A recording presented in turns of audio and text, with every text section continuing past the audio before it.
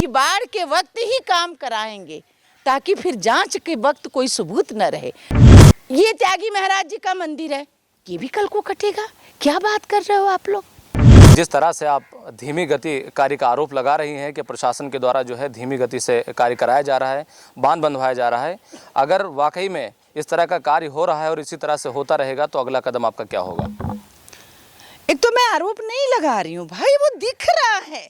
अब दिन है, दोपहरिया है, सूरज चढ़ा है तो दिन को दिन ही तो कहेंगे ना, रात तो नहीं कहूंगी। क्यों रही हैं? नहीं, मैं बिल्कुल नहीं, हाँ मैं मुद्दे पर हूँ, मैं बिल्कुल मुद्दे पर हूँ, रत्ती भर नहीं बहक रही हूँ। दे 3,70,00,000 का हिसाब यही रतनगंज गांव में आके, गांव शायद संतोष कर लेगा। तब हम अपनी रणनीतियां बनाएंगे। हम सारे पत्ते आपके सामने अभी बिल्कुल कैसे खोल देंगे, हम क्यों खोल देंगे?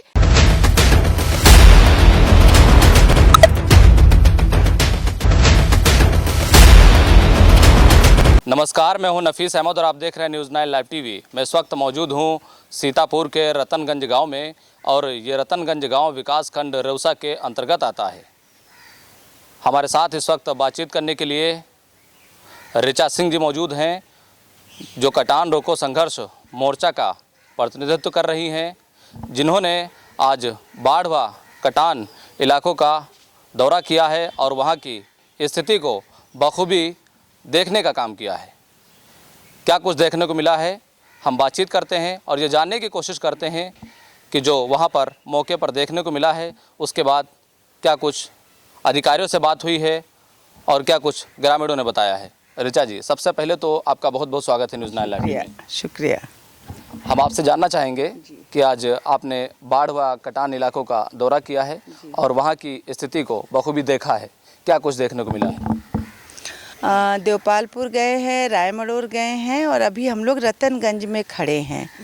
एक बात तो खुली आंख से देखकर कह सकते हैं कि ये कहते हैं कि हम लोगों को कटान से बचाने का काम कर रहे हैं।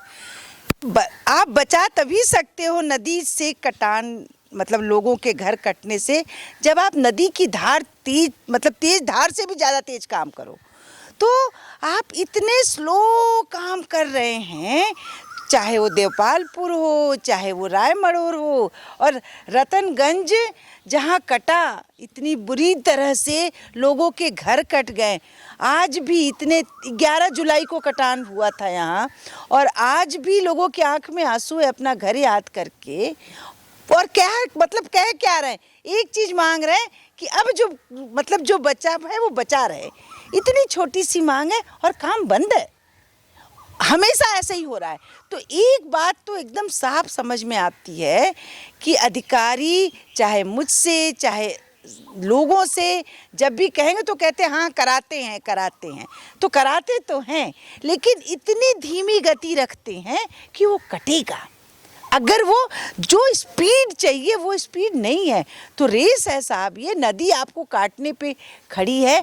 हम कोशिश कर रहे हैं कि हम अपने गांव को, अपने घर को बचा लें, वो नहीं कर पा रहे हैं, वो नहीं कर रहे हैं। क्यों नहीं कर रहे हैं ये भी बहुत आसान है समझना। सन 2012 से इस इलाके में गांव, लोगों के घर मतलब बचे, लोगों की ज़मीनें बचे, ज़मीन कट गई। जब ज़मीन कट गई, हम सब जानते हैं बेरोजगारी का क्या आलम है, कहाँ जाएंगे लोग, क्या खाएंगे। ज़मीन कटने के मुआवजे का कोई बात ही नहीं कर रहा है तहसील, खुद आकर दरवाजे पर दे के जाना चाहिए, क्योंकि लोग कहाँ जाएंगे। घर कटने का चूँकि रतनगंज के लोगों ने सड़क वड़क थोड़ा घेर घार लिया, थोड़ा दबाव बना लिया, तो यहाँ मिल गया। यहाँ भी 3-4 लोग बचे हुए हैं। क्यों बचे हुए हैं? एक भी क्यों बचे? उसका आंसू कौन मतलब पोंछेगा? तो ऐसी कठिन स्थितियाँ तीनों ही जगह देखने को मिली हैं कि लोगों में अभी भी उतना ही डर है, गुस्सा है, दुखी है और एक उम्मीद भी है कि हमको हमारा सिंचाई विभाग, हमको हमारा जिलाधिकारी, हमको बचाएंगे ये लोग। ये उम्मीद भी है लोगों को और वो दिख रहा है। और हम सब चाहते हैं कि नाउम्मीदी न होने पाए। एक आदमी ने अभी मुझसे कहा रतनगंज में कि मतलब हमारी पीढ़ियां मिट जाती हैं हम एक अच्छा ठीक ठाक घर बनाने के लिए। तो ये तकलीफ है जो गांव में दिख रहा है, और मुझे बहुत तकलीफ है इस बात को कि यहाँ जो तकलीफ है, इस तकलीफ को हमारे सिंचाई विभाग के एक्सियन समझ रहे हैं, हमारे जिलाधिकारी समझ रहे हैं, हो सकता है समझ रहे हों, लेकिन जनता तो तभी समझेगी ना जब सच में यहाँ पर उसी स्पीड से काम हो। लेकिन मैम, उनके दर्द को देख करके ही, उनके दुख को समझ करके ही तो यहाँ पर कार्य हो रहा है। ये अलग बात है कि आप जिस हिसाब से बता रही हैं उस हिसाब से कार्य नहीं हो रहा है। कार्य प्रशासन अपने हिसाब से करेगा ना, आपके हिसाब से तो नहीं कर सकता। नहीं, कार्य प्रशासन अपने हिसाब से थोड़ी ना करेगा। कार्य प्रशासन परिस्थिति को देख के करेगा ना। जब दिख रहा है कि नदी की धार आ रही है, फिर से पानी छूटने वाला है, पानी छूटने के बाद बाढ़ आएगा और उसके बाद कटान होगा। सबसे बड़ी गलती हर साल यही होती है, ये पहली बार नहीं है कि जिस वक्त काम कराना चाहिए सिंचाई विभाग काम नहीं कराता है। क्यों नहीं कराता है? आप नदी में बाढ़ आने का, आप कटने का इंतजार करोगे, जब दरवाजे पे बारात आ जाएगी तब आप इंतजाम करोगे। तो ये जो अंदाजा है, मैं गांव में खड़ी हूँ और जो गांव में लोग कहे हैं आज, और वही कह रही हूँ, तो ये जो उनका काम कराने का तरीका है उससे बात नहीं बनने वाली है। बात तभी बनेगी कि हम देखें, एक तो समय पर काम कराना सीखना होगा हमारे जिला प्रशासन को, जो मेरा ही अनुभव है कि कभी नहीं कर पाते हैं लोग। एक बात, दूसरी बात, आज की तारीख में मतलब आपको लड़ना होगा, फ्लैट फाइटिंग कहते हैं। तो क्या फाइटिंग के स्टाइल में काम हो रहा है? नहीं हो रहा है। तो फाइटिंग काहे का? तो आप फाइटिंग कीजिए ना। लड़ते एक भी आपको दिख रहे हैं क्या? मुझे तो नहीं दिखे हैं, उनको दिख रहे हैं, उनकी बात है। हम आराम से हैं और हम तकलीफ में हैं। दोनों के काम करने का तरीका बदल जाएगा, और वो तरीका अगर वो नहीं बदले फिर वो कोरा आश्वासन है, फिर वो झूठा आश्वासन है जो वो दे रहे हैं। प्रशासन के द्वारा जो कटान पीड़ित हैं उनको मुआवजा दिया गया है, उनको जगह अलॉट की जा रही है, मार्किंग हो गई है जगह की, ऐसा कटान पीड़ितों के द्वारा बताया गया है। फिर भी आप इस तरह से तंज कस रही हैं।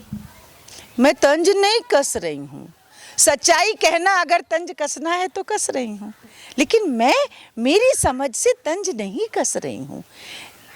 एक चक्कर मार लें, कटान पीड़ितों से मिल लें जिनका खेत कट रहा है। मुझे अभी देवपालपुर में राजरानी नाम की एक महिला मिली। उस परिवार में 25 बीघा खेत था, 5 भाई थे, तो 5-5 बीघा। राजरानी का पति 12 साल पहले गुजर गया।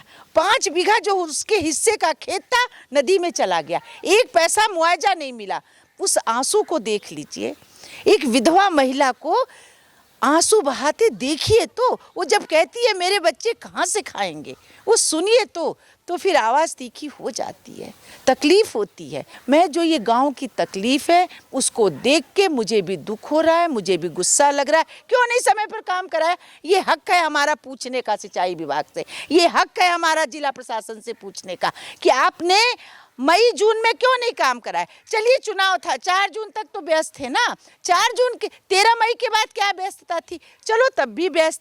4 जून को रिजल्ट आने के बाद क्या व्यस्तता रही, तो 4 जून के बाद क्यों नहीं? हम बाढ़ का इंतजार करेंगे, कटें तो कहावतें भी हैं बहुत, कोई सीतापुरी नहीं कट रहा है। बहुत सारे गांव में लोग कहते ही हैं कि बाढ़ के वक्त ही काम कराएंगे ताकि फिर जांच के वक्त कोई सबूत न रहे। तो ये कहा जाता है, आप काम कीजिए, फिर जहां अच्छा काम करा ले गए। काशीपुर बचा हुआ है, मल्लापुर बचा हुआ है, राय मरोर कटने की स्थिति में जा रहा है। आप काम नहीं कराएंगे अगर वक्त पे, गांव चीख रहा है तो वो कुछ नहीं करेंगे तो बोलेंगे भी नहीं, थोड़ी तेज आवाज भी नहीं करेंगे। ऋचा जी, आपका भी तो दायित्व तो बनता है कि अगर इस तरह की स्थिति बनी हुई है गांव में और लोग वहां तक नहीं पहुंच पा रहे, कमज़ोर हैं, परेशान हैं, तो आप भी तो अधिकारियों को अवगत करा सकती हैं। क्या बात करते हो आप मेरे भाई? हम जैसे लोगों की क्या कुबत है?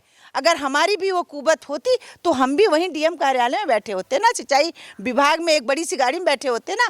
हम वो नहीं बैठे, हमारी वो कुबत नहीं है। हम कब दावा करते हैं कि हम बचा लेंगे? सिंचाई विभाग का सिस्टम कहाँ है? वो सिस्टम दुरुस्त होना पड़ेगा। आप और हम नहीं बचा सकते। अगर हम आप बचा सकते, पहले कह दे वो कि वो नहीं कर सकते। वो तनख्वाह लेना बंद करें, वो गाड़ियों में चलना बंद करें, फिर गांव पर छोड़ दें, हमको हमारे हाल पर छोड़ दें। हम तैयार हैं, लेकिन हमारे नाम पर सब कुछ चलता भी रहेगा।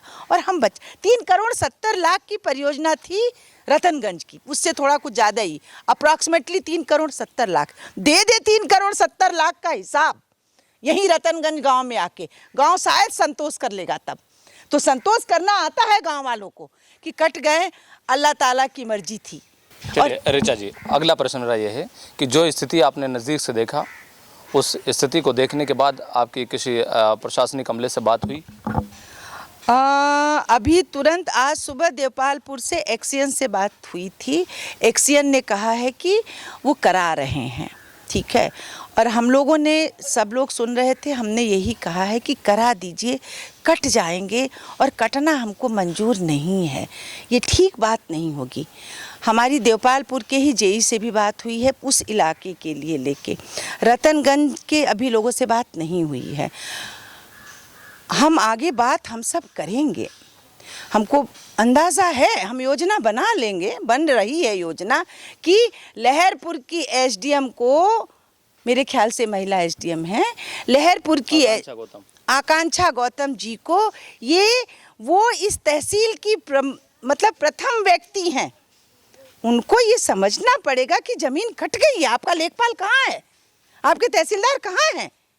एक तो पर हेक्टेयर कुछ 32.5 या 37.5 हज़ार है, 32.5 हज़ार है। एक तो शर्म आती है उस ज़मीन का वो मुआवजा लेने में।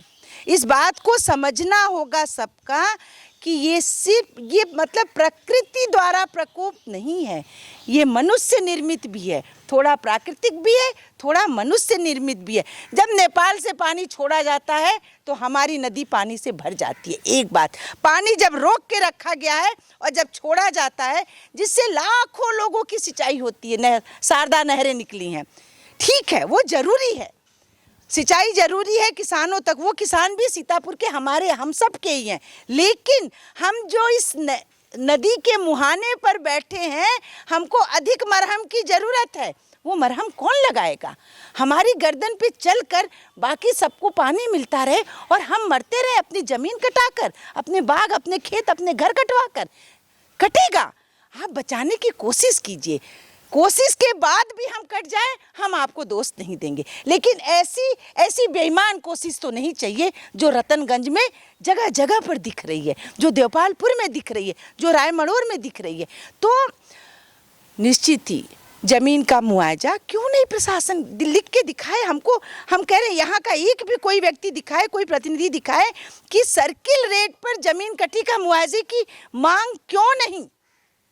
ज़मीन की कीमत आसमान छू रही है और हमारी ज़मीन जिसको कहते हैं ढेले के दाम जा रही है नदी में, और आप बचाने की कोशिश भी नहीं करें। एक्सियन ने कहा है कि घर बचाना हमारी प्राथमिकता है, मुझसे ही कहा है आज, खेत बचाना हमारी दूसरी प्राथमिकता है। अरे खेत के से लगा हुआ ही तो घर है, तो खेत काटेगा तो घर काटेगा, तो आप खेत बचाओगे तभी घर बचेगा, और आप खेत क्यों नहीं बचाओगे? ये कौन से अंग्रेजों के ज़माने का कानून है भैया? हम कहाँ जाएंगे? बेरोजगारी का आलम आप देख नहीं रहे हो? कितने लोग जाके चाट पकौड़े की दुकान खोले, हम लोग कहाँ जाएं? गांव के लोग ना, दिखा दीजिए आपके गांव में मनरेगा जैसा काम नहीं है। क्यों नहीं है? कौन देखेगा इसको? ऐसे तमाम प्रश्न हैं, तमाम प्रश्न हैं, और ये दुखद स्थिति है। हमारा जनपद एक तरह से प्राकृतिक रूप से बहुत समृद्ध भी है। ये बाढ़ का पानी इस इलाके की उर्वरा शक्ति को भी बढ़ा देती है, ये इलाका जानता है। और कहते हैं, मैंने गांव वालों से हमेशा सुना और सीखा कि हमको बाढ़ से तकलीफ नहीं है, हमको कटान ख़त्म कर देती है। और कोई अगर कह रहा है खेत तो कट गया, घर बचा लो, आपको लग सकता है कि वो छप्पर है, आपको लग सकता है एक कमरे का कोठरी है, ये उनका घर है। एक चिड़िया को भी अपना घोंसला घर ही लगता है ना? तो ये हमारा एक एक कमरे का घर है। मस्जिद कट के गिर गई, ये त्यागी महाराज जी का मंदिर है, ये भी कल को कटेगा। क्या बात कर रहे हो आप लोग? ठीक इंसान हैं हम, ये हमारे देश का संविधान हमको सम्मान से जीवन जीने का अधिकार देता है, क्या सगीर हो, क्या सोहराब हो, हर व्यक्ति को देता है। तो फिर यहाँ क्यों नहीं?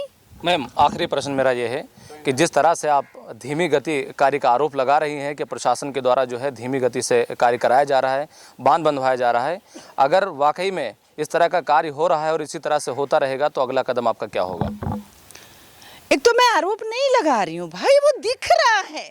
अब दिन है, दोपहरिया है, सूरज चढ़ा है, तो दिन को दिन ही तो कहेंगे ना, रात तो नहीं कहूँगी। पसीना अब गिर रहा है तो दिख रहा है धीमी गति। रतनगंज में आज काम क्यों नहीं?